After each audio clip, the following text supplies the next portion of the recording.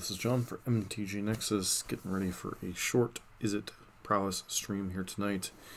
A lot later started than I wanted to get, but been a long day, so getting into the deck tech. It's pretty much the same deck we ran last night to a 3-2 finish, except I wanted to add one additional land in the form of the 4th Fiery Islet over a copy of Opt. While spells are obviously at a premium, being able to cast your spells in this deck is very important. And I'm really getting tired of, the options of a very appealing one-land hand and having to hope we draw a second land and not being able to cast our spells and get the game over with in a quick, timely manner. So, to that end, we are doing a short stream tonight, probably play 2 or 3 matches overall. Overall, I was quite impressed by this deck on the back end of the matches we played last night. We beat, I think, Green Tron, Eldrazi Tron, and then I think Aeropile was the third one. Can't remember what the last match we was. One we won. But as far as this deck, this is the non-Bedlam version. So you have the Monastery Swiftspear Soulscar Mage. You also have Sprite Dragon and Stormwing Entity, as well as the 1/0 Brazen Borrower, which is a out to Chalice in the main deck with the Petty Theft side. And then beyond that, you have things like Gutshot, Mutagenic Growth, Manamorphose to turn on your Stormwing entities on turn 2. And then otherwise, you have a ton of 1-mana spells that can turn it on turn 3. Lay up the stage to provide some card advantage, Manamorphose to help you get through your deck along with Opt. And then obviously Sprite Dragon and Stormwing Entity to kind of close out the game as flying threats, as opposed to some of the other versions like the Rakdos Death Shadow deck, which is just trying to brute force people with powerful creatures and possibly even Team or Battle Rage. And then traditional Mono Red, which is a little bit more aggressive but has like the 4 Bedlam Revelers. And then you have the Hayashi variants, which are usually a little bit lower to the ground but can play a pretty decent mid-range game with things like Seasoned Pyromancer, Bone Crusher Giant, etc. Sideboard, I really didn't have too many strong feelings about the sideboard last night. It's a pretty good mix of things. 3 Cleansing Wildfire showed up quite big against the Tron decks we played against last night, and then beyond that, whether you want Spell Pierce or Mystical Dispute, kind of whatever, a couple copies of Aether Gust, there's a large portion of the format that is red or green based. 2 copies of Kozilek's Return for small creature decks, as well as Burn. Being able to kill core Firewalker is quite important. Speaking of Burn in the mirrors, 2 copies of Dragon's Claw to gain some life. 2 copies of Abrade, both as another removal spell against creature-based decks, as well as Shatter effect. And 2 copies of Surgical Extraction. It's possible this would be something like Ravenous Trap, but obviously Surgical is much better against things like Uro, whereas Ravenous Trap is better against things like Oops All Spells that we lost to last night. That said, let us get into some matches here. I do apologize. Holy crap, Hayashi. Went from tied to 2 more.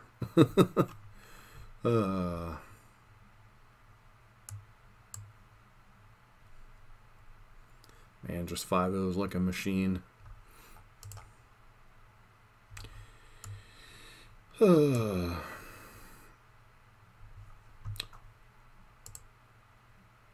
Nice thing about this deck is it is usually pretty quick. It can grind, but it's not really as grindy as some of the other variants with Bedlam Revelers or the Seasoned Pyromancer versions. And once again, I do apologize for the much later start on the stream, but stuff came up that I couldn't get to the stream in time. This hand's fine.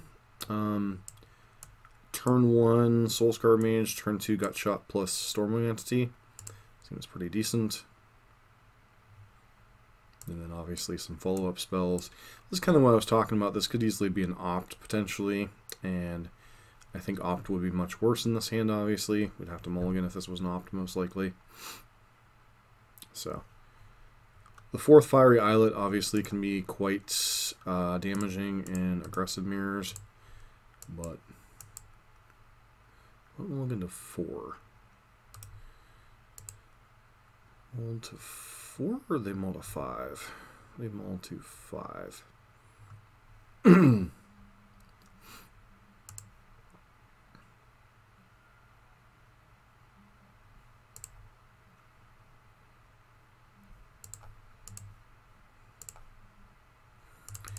really don't like dealing myself this much damage in a red mirror, but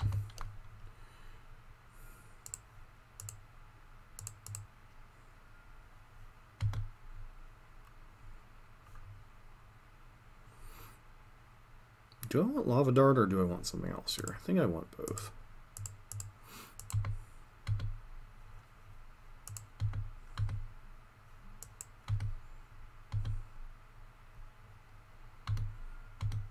Don't know if our opponent's on a Death Shadow variant or not. Guess we'll find out momentarily. Enjoy the Metamorphose on top.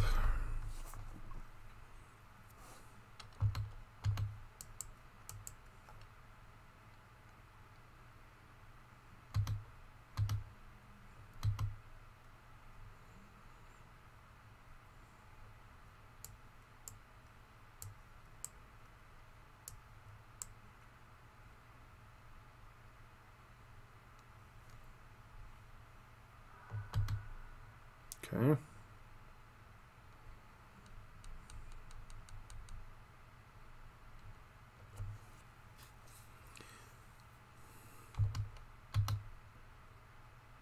No blocks.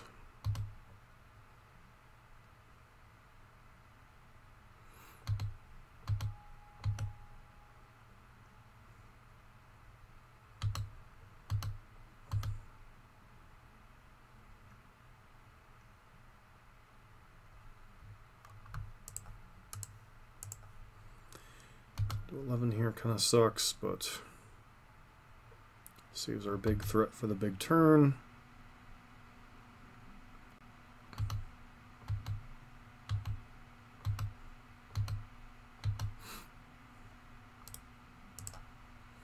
Looks like they're just mono red.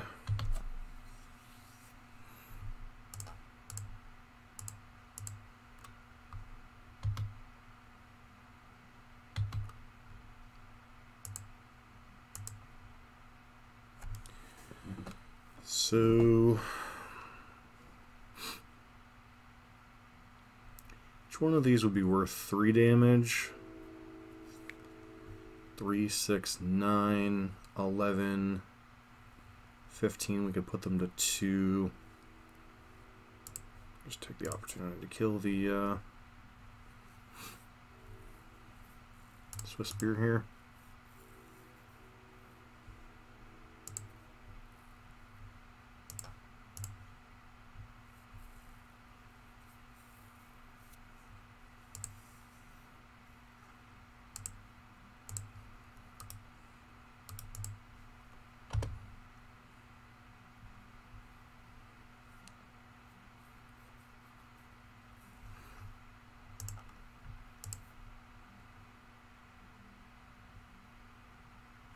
Let's Metamorphose.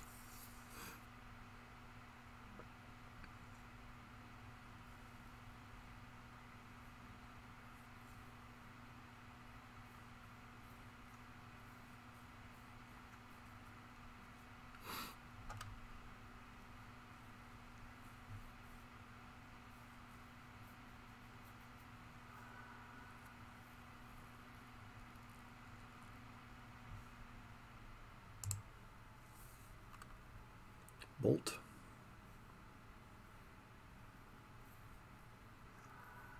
Sure.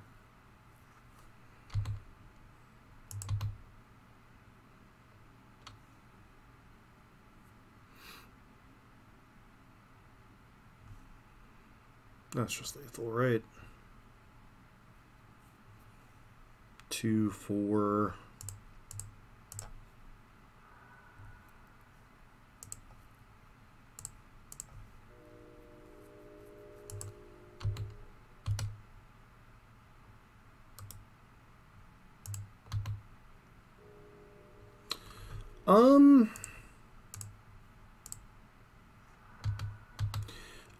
I don't think so. So it's been about a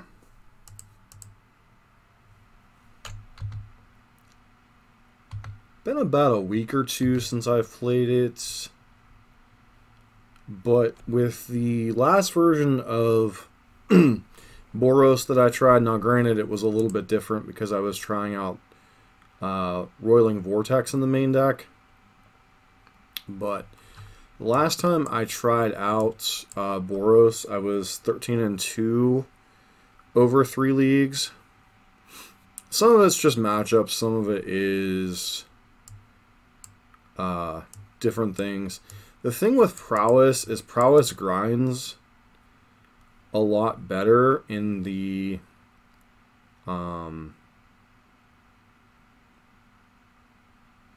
Prowess grinds a lot better in the kind of grindier matchups that you can get into, whereas Burn ignores removal more.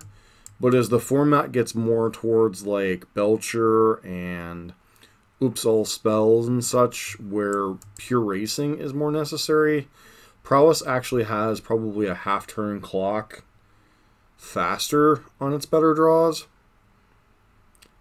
I do think Prowess is better positioned overall. But I would say that Burn is still reasonable and functional in spots. So, and a lot of it too is there's no, like, much like Prowess, I don't think there's a consensus on what's the best Burn deck right now. Like, obviously, can't keep this hand. 4 lands and a bunch of nonsense. No lander. These hands are right, I guess. Keep, put back. Stormwing Entity and Swift Spear, I guess. The thing with like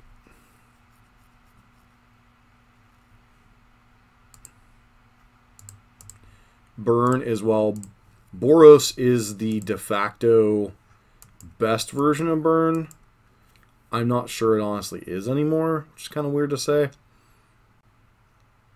Like, I've been having a lot of success with, feels like they're on a Bedlam hand. Yeah, it definitely feels like they're on a Bedlam hand. So I might have to bring in Surgical Extractions, as dumb as that is in the mirror match.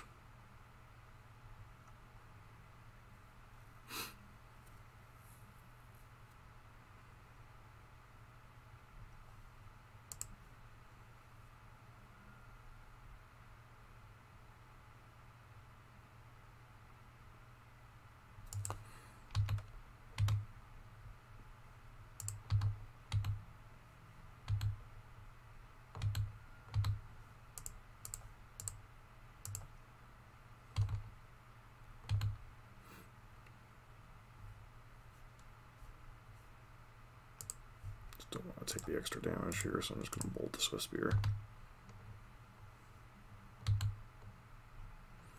Like I said, it does feel like they're on a Bedlam hand, though. Explains emptying the entire hand as quickly as they did.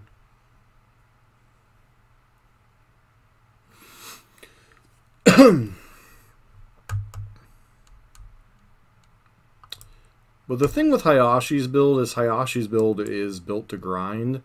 And I really think these red decks are just, or the Prowess decks are a little bit better at grinding, especially against like Uro piles and such, because they don't care quite as much about definitely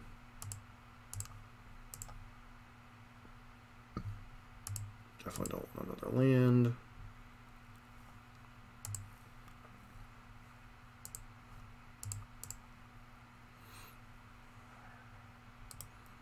Obviously, if they have Bedlam Reveler, we're just kind of crap out of luck.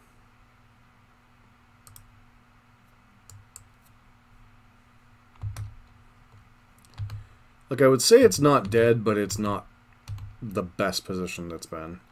I know Norath Decay. Okay, so they might not even be on. Oh no. They're definitely on Bedlam.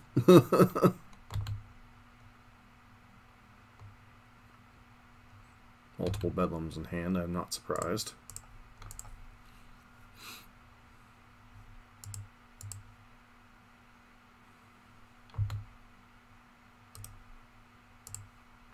At this point, we can safely concede.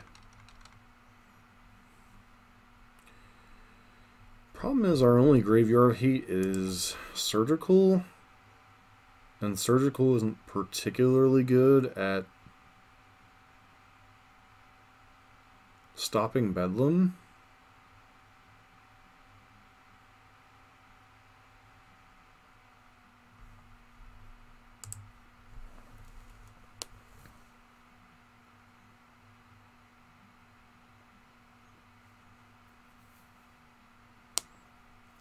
I hope that answers your question 101, and I see. I think Burn's fine, I just think Prowess is generally better positioned in the meta. Seems fine. It's not like super exciting. Like in the mirror match, you generally want to prioritize actually interacting over your own threats, but mutagenic growth could come in quite nicely.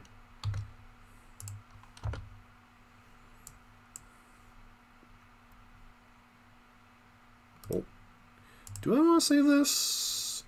Yeah, I think I do.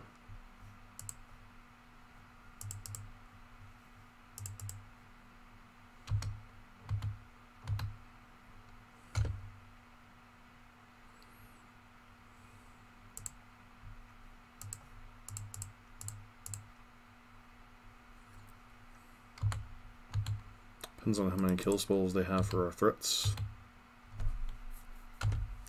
And a lot of it is a matter of playstyle. A lot of people that would be on Prowess are not necessarily people that would be on Burn.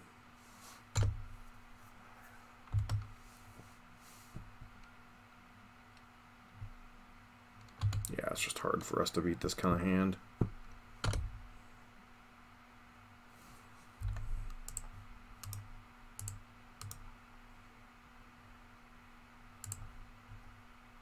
Like, a lot of people that pick up Prowess because it's the deck, like people like Yama and Doomwake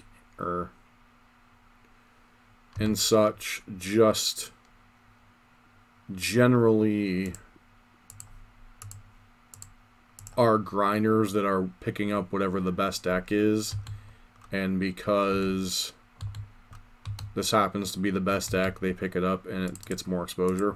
Now, Hayashi's always been on some type of red crazy brew or merfolk. So it's just he's started to have the results now that he's putting in. Okay, sure. Aether Gust is a lot better when we're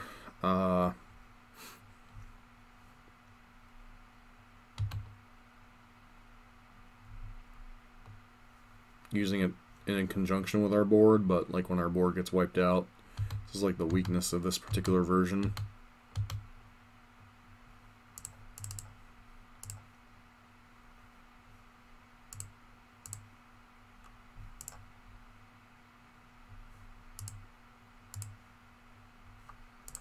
Hey, there's a Soul Skirmage. Probably gonna die, but there's a Soul Skirmage.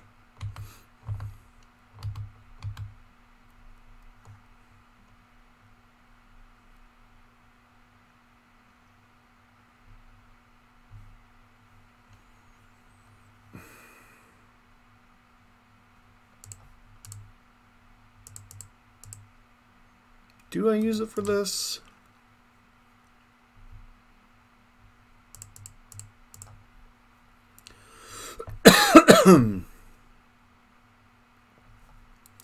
Well, the thing is not only can it be more combo-y, like the weird thing, okay, so Prowess, the breakdown of Prowess versus Burn is Prowess is more creature-based. Like, its damage, its raw damage is in its creatures, right? So your Soul Skirmages, your Monastery Swift Spears, your Blister Coil Weirds, your Bedlam Revelers, your Stormwing entities, all that nonsense.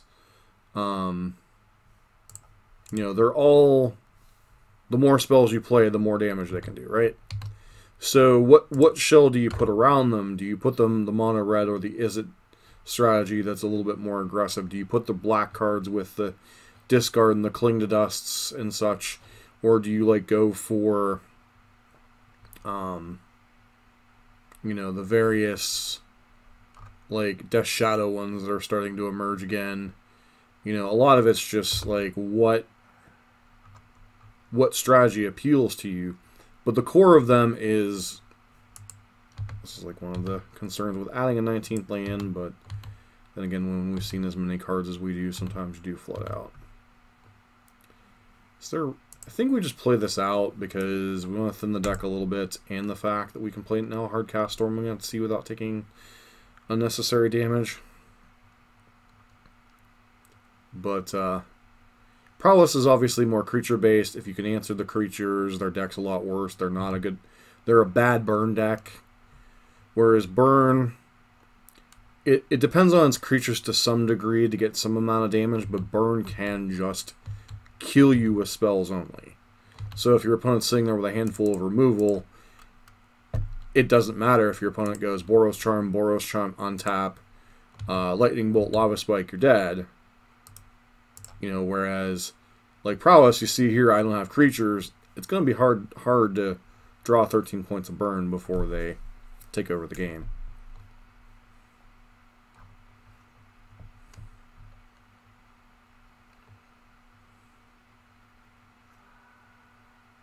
Okay, so this is probably a light up the stage, I would guess.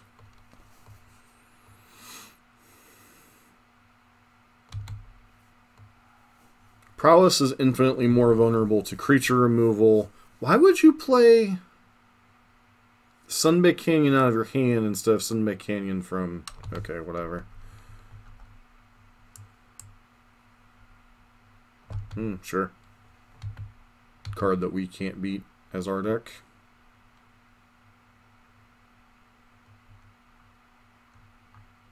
Still doesn't make sense why you wouldn't play the Sunbaked Canyon out of your hand.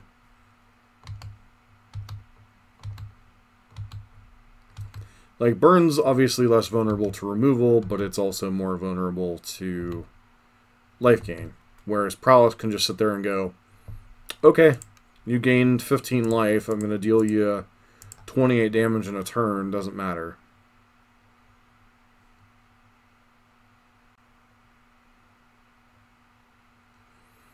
Now we're in an awkward spot here, right? Because we know about this Lightning Bolt. This bolt ain't going to do a whole lot, but at the same time, we really need to set up our draws. This sucks.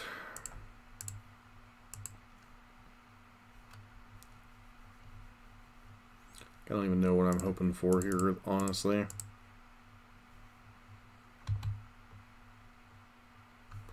Those two are way too low impact, but I don't really know that we have too many cards that are impactful enough in this spot.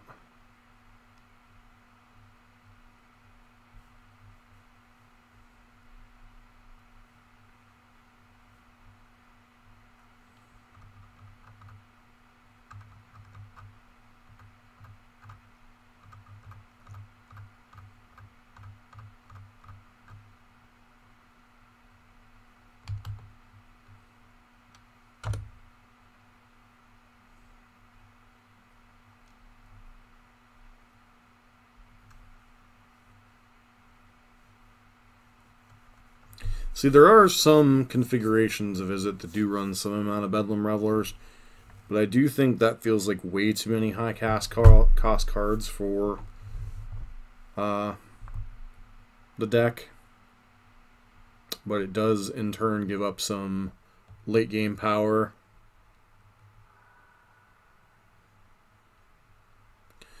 Well, it depends on the version of Prowess that you're playing. Thanks, Brigilia, I hope I pronounced that correctly, for the follow. Like, a lot of it depends on the version of Prowess you're running. Like, if you look at a Hayashi build, like, there's so much inherent card advantage in a Hayashi build that it's just kind of absurd. Like, I think the two versions that he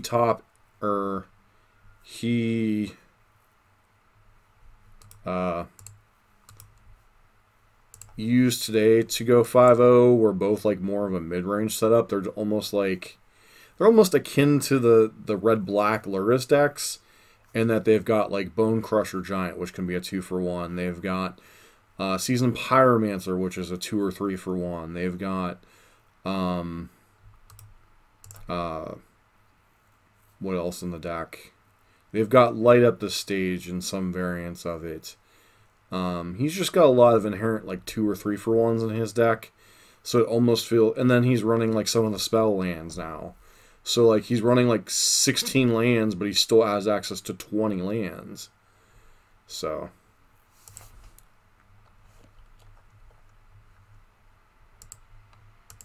that's part of the reason why Hayashi, I think, does as well as he does.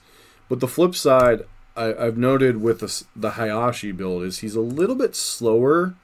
And like you still have the 1-drop creature draws, which can be pretty good. Oh, and you also have Firebolt and Lava Dart, which can be effectively 2-for-1s in later game situations. But without the crazy 1-drop draw start, his deck can be a little bit slower sometimes. So we're on the play. I do think we keep this hand, but it is a little bit risky with a 1-lander again, obviously. But his deck is good at grinding. It's a little bit more vulnerable. On thin ice. Okay.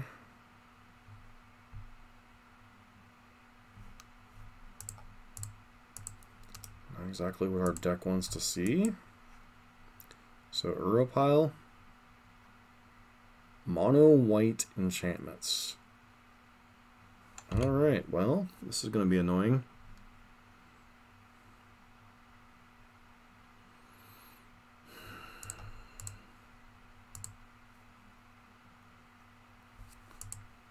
Let's use Mutagenic Growth to power through their wall here. So we gotta get this game over with.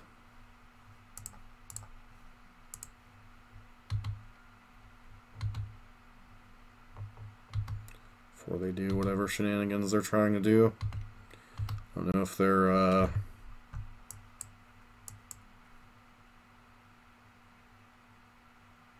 don't think we're beating a ghostly prison in this game. Good grief.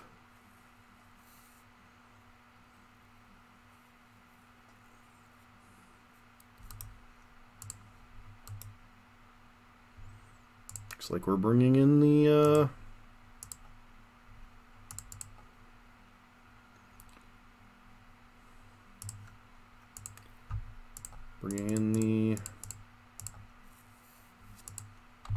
Cleansing Wildfires just to punish this shenanigans.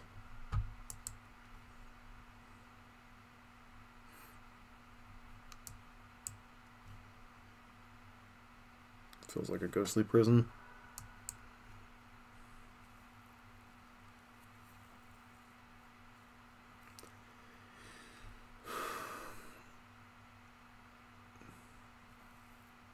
Solemnity. Okay, so they're the Solemnity pile. Gotcha.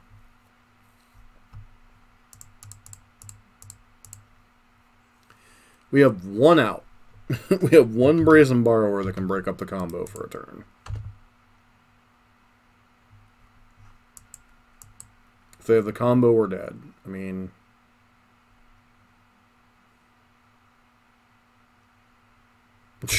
Cleansing Wildfire would be so stupid this compared to this game. Sure.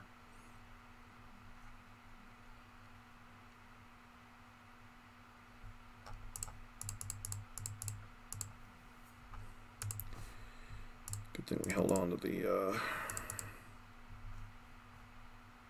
this guy.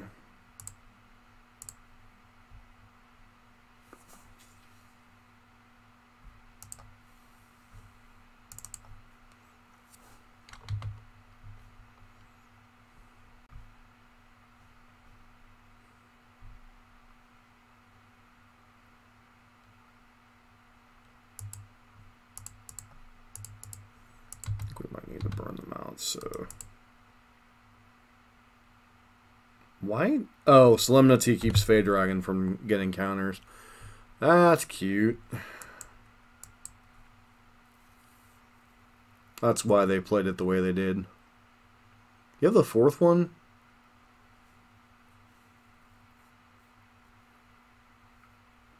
Greater Oromancy. Yeah, sure, that doesn't particularly... I guess it matters in terms of...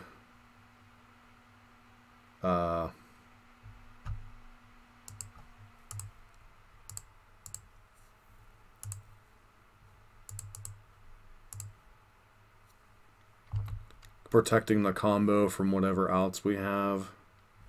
I think they just conceded here. Looks like, yeah. Alright, so mono white prison nonsense, cleansing wildfires. Not great in the matchup. They can blow up Nykthos and can get those stupid whatchamacallits out. We also want the spell pierces, cause stuff.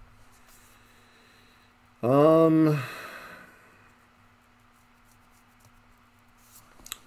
up to see what on earth our opponent is doing. On thin ice.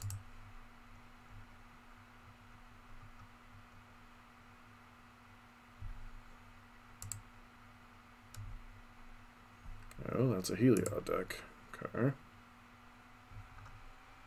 Interesting.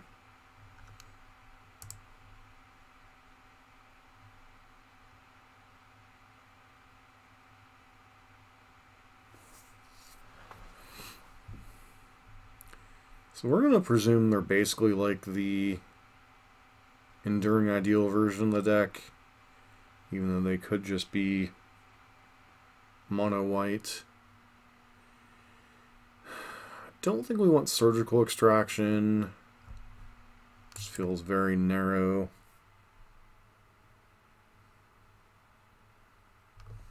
So we're bringing in these 5, and they're very, especially Wildfire is very situational. I think we shave...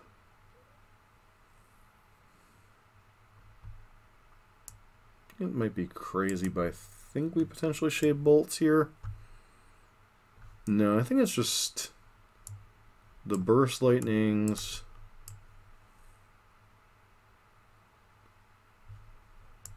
Maybe like 2 bolts. And a lava dart.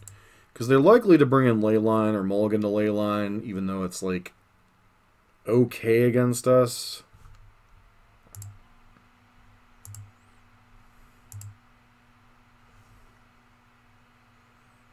This hand has no creature and only a 1-lander, so we have to mulligan. This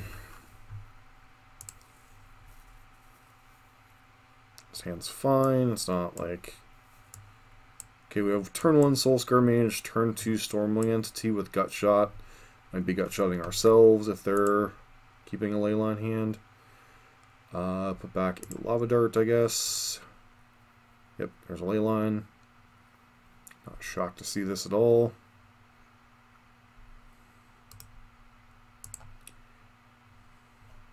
Cleansing Wildfire could be good if they have on thin ice to play around with. Nice thing is we get to gut shot our own Soulscar Mage without any real incidental damage.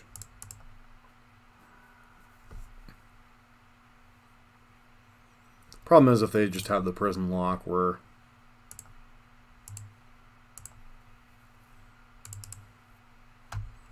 gut shot our own dude.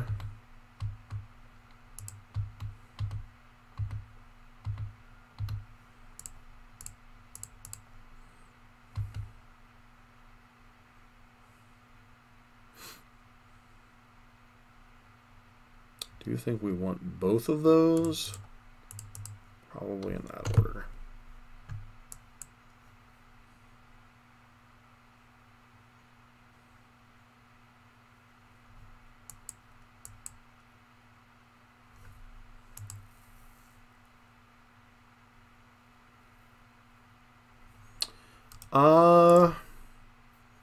It's only less grindy because I didn't go with the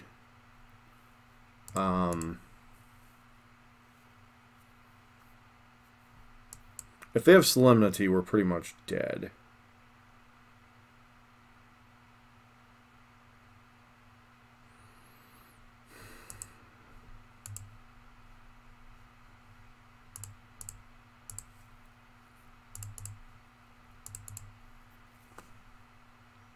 That was dumb. Oh, it's only to... Fortunately, it's only to things opponents control. So 2, 8, 10, 2, 8. Flash this back. We're not dealing enough damage to put them to 0 anyway. So...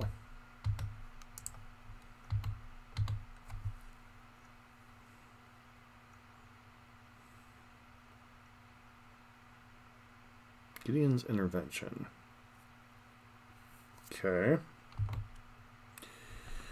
Probably going to name Stormwing Entity here.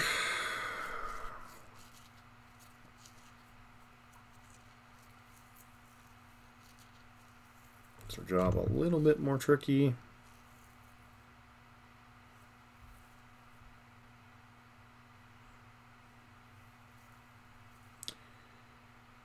So each one of these spells is worth 2 in addition to the cost. So Cleansing Wildfire, 2, Mutagenic Growth is 4, Flashback Lava Dart is 6, 2, 4, 6, 8.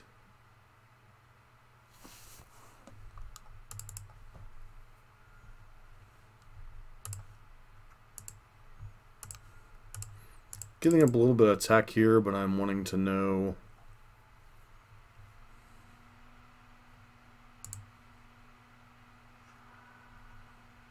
like obviously they have enough basics in their deck. I'm not worried about that. I'm more interested in knowing what we were going to draw this turn. 6.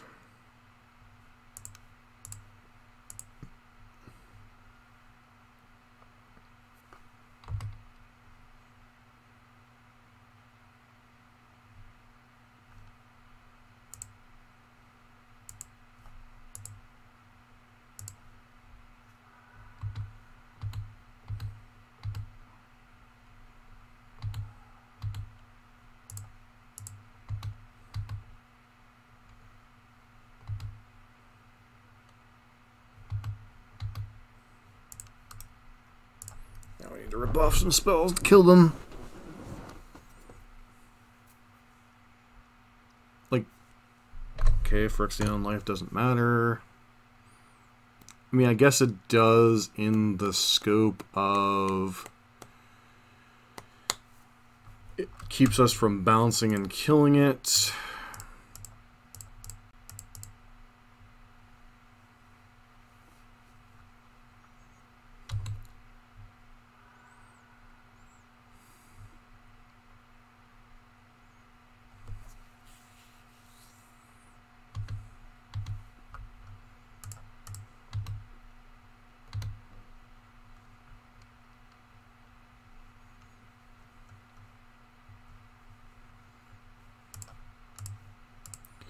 Do the thing.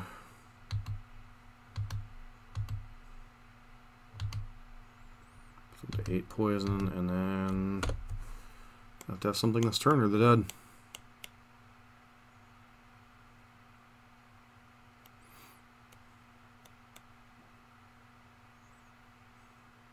Those of you that are not wondering why I'm not swimming with Stormwing Entity, Gideon's Intervention is keeping us from dealing them damage with it. That would have been a bad draw. Opt in the Storm Sprite would have been fine. So for those of you that were wondering why I wasn't swinging with Stormwing Entity, it's because it was completely useless.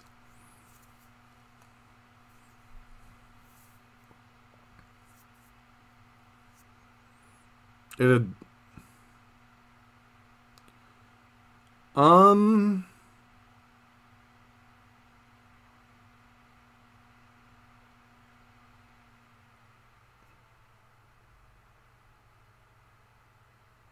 Yeah, you could.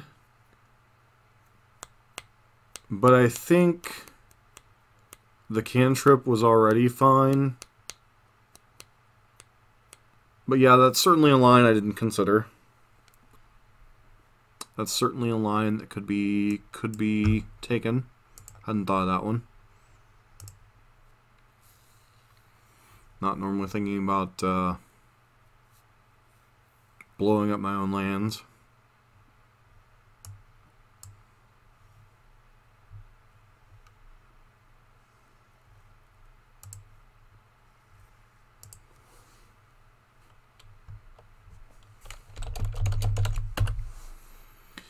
So we're on the play. This hand plays quite well on the play. On the draw, it'd be... Actually, on the draw and the play, this hand plays quite well. So, definitely keeping. Do obviously want a second land, but, you know, we have a light at the stage, so... And we have 3 creatures they have to answer without drawing a land.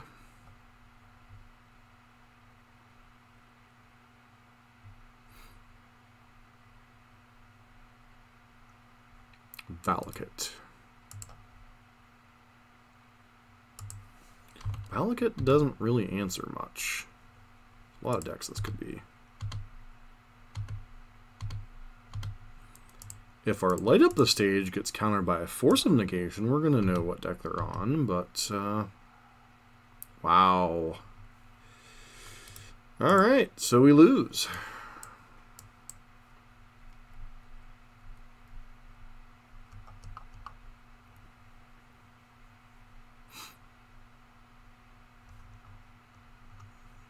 Okay, Uro pile confirmed. Oh no, we're up against Amulet. Okay. This could have been a good hand against Amulet, but I think we're gonna be too far behind here. And Cleansing Wildfire is not quite as good as Blood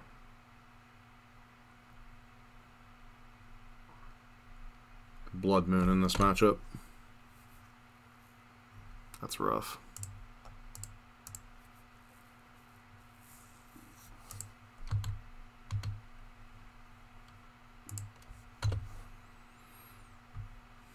See if our opponent blocks. Of course they do.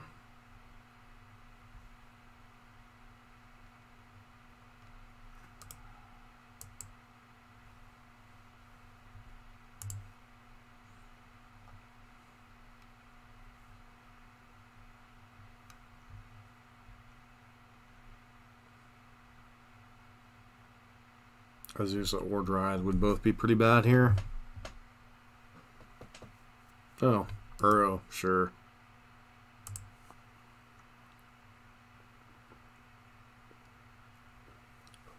It's probably a 1 of, maybe a 2 of.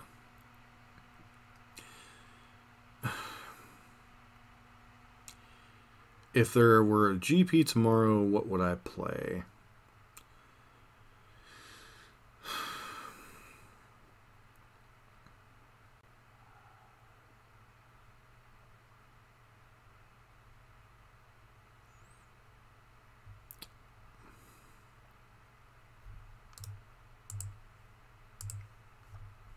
Just too far behind this game.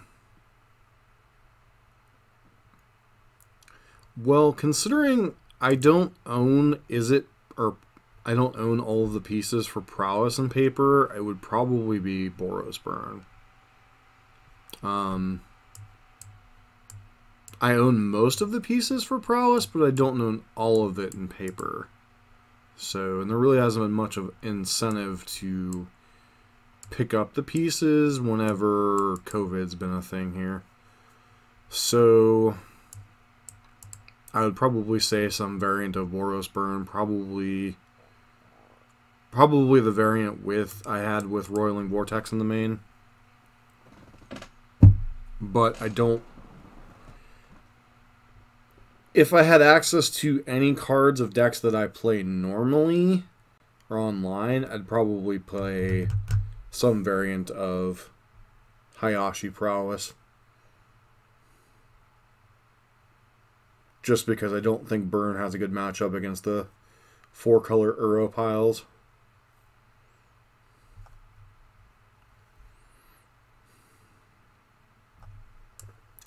She have 1 Stormwing entity.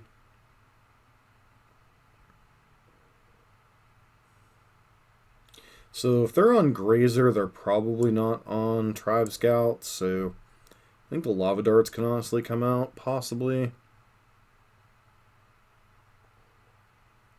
Like, I think Mutagenic Growth does a much better job of fighting through things.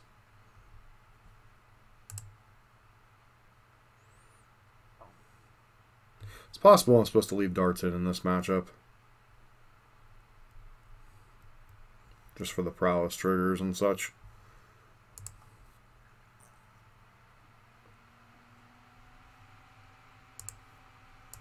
This hand's aggressive, but I don't know if it's aggressive enough. We don't have any spells to back up our creatures, but...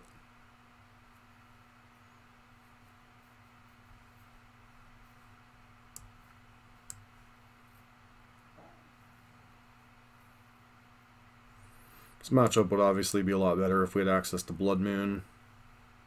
It's a card that Amulet has quite a bit of problems with. It's going to fetch our Izzet, because we're likely to get it anyway, and our light total isn't particularly relevant, because when Amulet wins, Amulet wins. They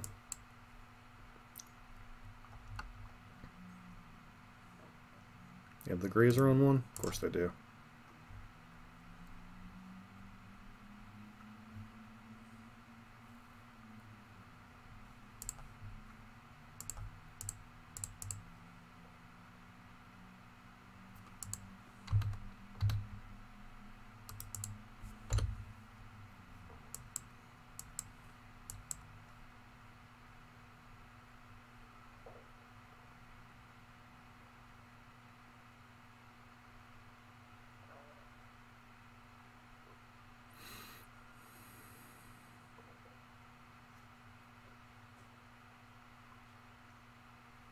So what deck do you normally play? 101 NIC?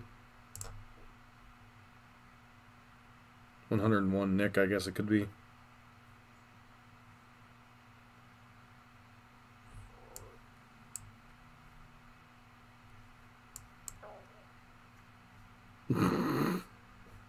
Sure. Mm-hmm.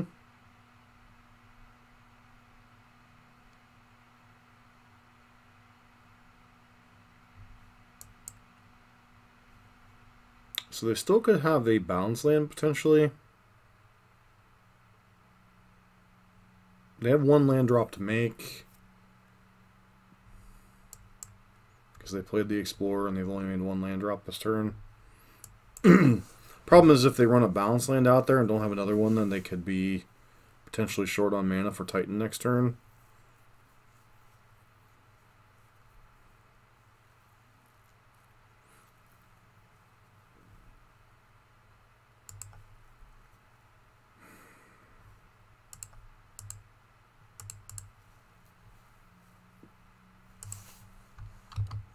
Another of the issues with prowess decks sometimes is sometimes you draw too many creatures and not enough spells.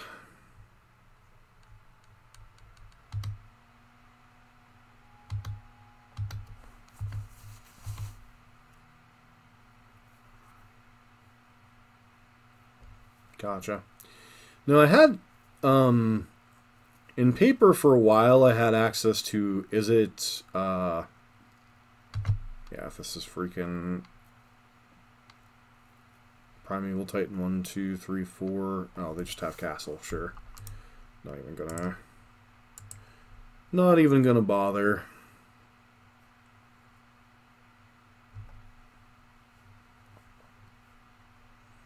They can go and get a bloody ham sandwich there and we're dead. So, but long story short, I had access to Izzet Phoenix and Burn. Burn was my main deck.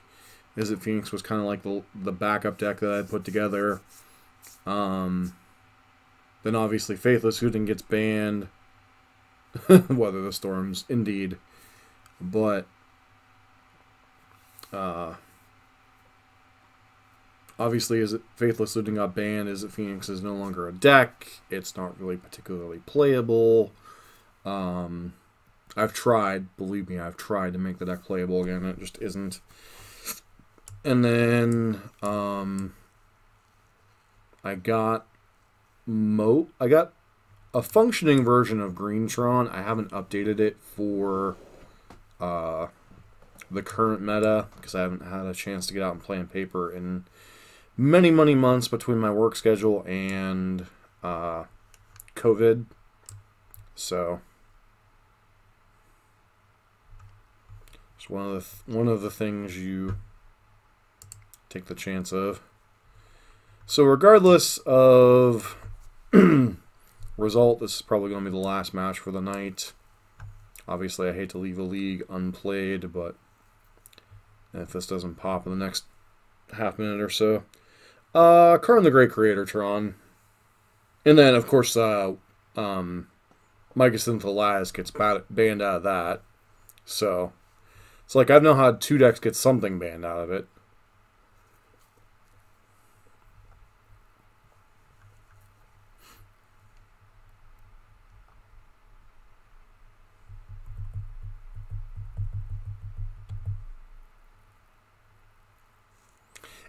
It's whatever. You know, it's one of the things about Burn is, you know, Burn's never going to get something banned out of it.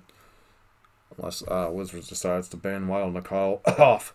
Alright, Q didn't pop. Thought process tonight. As far as the league so far. So tonight, one of the things I wanted to test was a 19th land over the 3rd opt that was in the build that I played last night.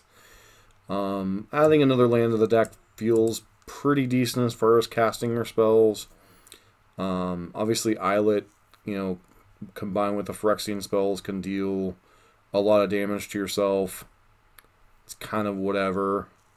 You know, that's what happens when you're playing the 2-color variant of the aggressive deck versus, you know, the mono red version. Cleansing Wildfire had some moments there, especially with the cantripping against the mono white prison deck.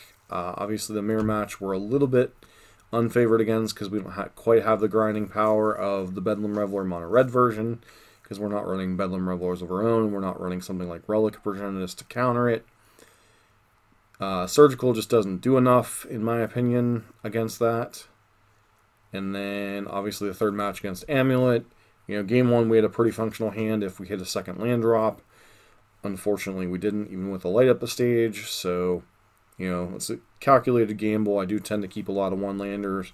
Maybe I'm a little too cavalier with that. But I do think we had a pretty good shot between, 2 draw steps and 2 cards from light up the stage to hit a land. And then, yeah, pretty much losing the mirror, and then, you know, Amulet doing Amulet things.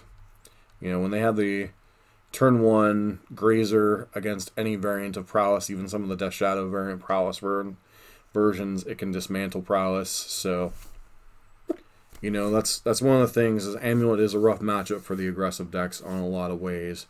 So, you know, I don't take too much stock in the Amulet. Obviously, losing the mirror match kind of sucks, and that's one of the things when you don't play Bedlam Revelers or Seasoned Pyros or that kind of stuff, you're kind of at the mercy of your deck providing a stream of spells to kill them. So, you know, gonna finish up the league probably tomorrow night, but it's getting close to the time I need to get off here to get to bed anyway, and I did get a later start tonight, so I want to thank everybody for hanging out. If you're new to the stream, please consider giving us a follow, as I primarily do red-based decks here in Modern. I've been doing a little bit of World of Warcraft playthrough a little bit too, but that's secondary to the Magic streaming. I always do the Magic League stuff first, then transition in the World of Warcraft stuff. So if you like that kind of stuff, please consider following the channel here. If you like the red-based content, please consider following our main YouTube channel, which is MTG Nexus, just like this. And hey, thanks 101 Nick. Thanks for hanging out, and thanks for everybody else who's been quiet but hanging out throughout the stream. This has been John for MTG Nexus, and hopefully see you tomorrow night, probably around midnight, to at least finish up this league, if nothing else. So, see you guys tomorrow.